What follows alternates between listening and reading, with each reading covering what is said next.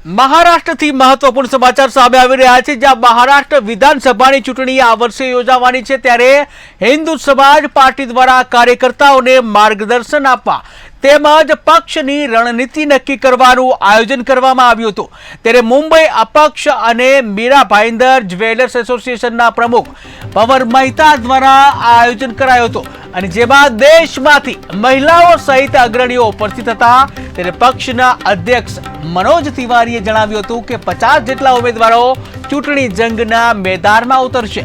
સાથે સાથે મહિલાઓને આગળ આવવા આહ્વાન કર્યું હતું, જ્યાં ભંવર મહેતાએ નથી જાતના જે કહી શકાય ભંવર મહેતાએ નથી જાતના વાડા છોડી હિન્દુ ધર્મને માટે સૌને એક થઈ તકવાદી પક્ષોને જાકારો આપવા જણાવ્યું હતું। ત્યારે આજના સંમેલનમાં અગ્રણી મહિલાઓ પણ આવી હતી અને જે ધારાશિવમાંથી ઉજ્જવલા ઘાટે જેમને મહારાષ્ટ્ર મહિલા પ્રદેશ અધ્યક્ષ બનાવાયા તેમણે ચૂંટણી લડવાની જાહેરાત કરી હતી। ત્યારે ટૂંક સમયમાં દેશભરમાં સભ્ય બનાવવાનું શરૂ કરાશે તેમ ભંવર મહેતાએ જણાવ્યું હતું।